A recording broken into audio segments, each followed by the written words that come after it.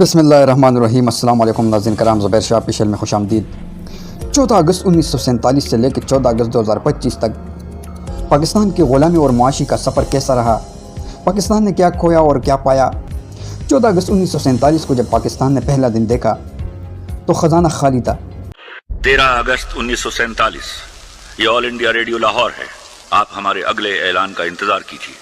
صنعت نہ ہونے کے برابر تھی، ہندو صنعت کار جاتے ہوئے اپنی مشینریاں بھی اکھاڑ کر لے جا چکے تھے۔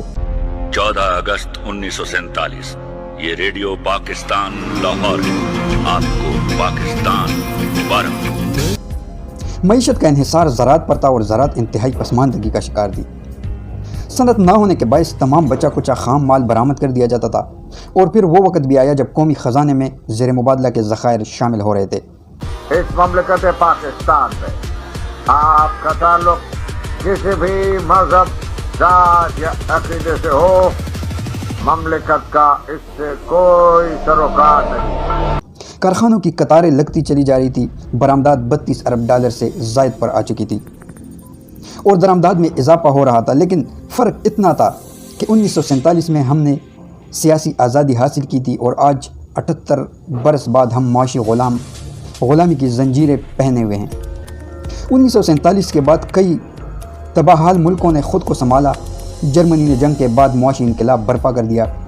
50 کی دہائی میں پاکستانی حکومت نے جرمنی کو قرض بھی دیا۔ ہم آزاد تو ہیں لیکن ہمارے معاشی فیصلے واشنگٹن میں ہوتے ہیں۔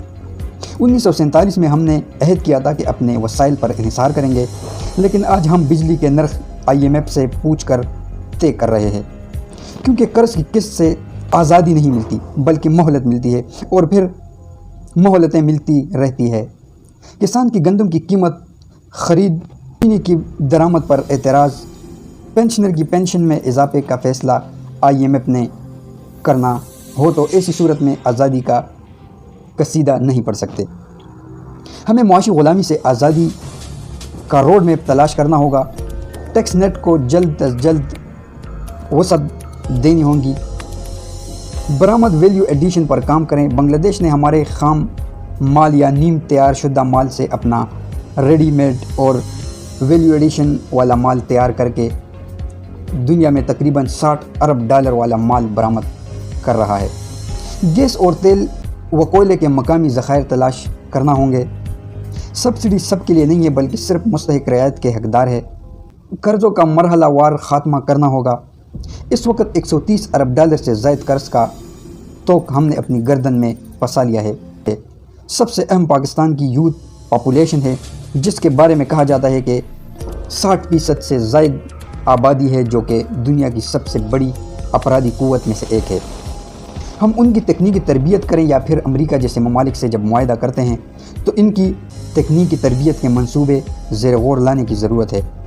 جب روپیہ سر چڑھ کر بولے گا اور ڈالر زمین پر ڈیر ہوگا، جشن آزادی کے رنگ برنگ جھنڈے سلامتی خود مختاری کے رنگ میں رنگ کر خوب جھوم جھوم کر لہرائیں گے۔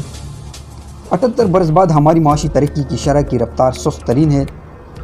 2024 اور 25 کے مطابق معاشی شرح کا حصول محض 2.68% کی کم سطح پر رہا۔ 2024 اور 25 کے دوران ریکارڈ قرضے لے کر تقریباً 27 ارب ڈالر قرضوں کے سر پر مزید بوجھ چڑھا دیے گئے۔ ملک کی معیشت قرضوں کی معیشت بن چکی ہے، لہٰذا بجٹ بنتا ہے، منظور ہوتا ہے، اور IMF کہتا ہے کہ بجٹ حجم کا بہت بڑا حصہ قرضوں کی ادائیگی میں چلا جا رہا ہے، لہٰذا شرطیں مزید بڑھائی جا رہی ہے۔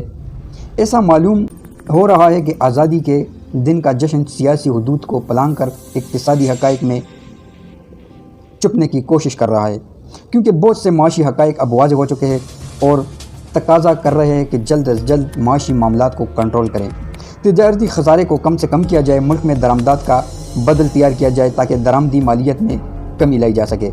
اب خالی ہاتھوں سے کام نہیں چلے گا، کیونکہ یوم آزادی مناتے وقت صرف سیاسی آزادی کو ملحوظ خاطر رکھتے ہیں۔ معاشی غلامی جن معاشی یا اقتصادی فیصلوں کے باعث آتی ہے، اس کا کلا کم کرنے کے لیے واضح مرحلہ وار سیاسی، تکنیکی، معاشی ہر سطح پر اقدامات کرنا ہوں گے۔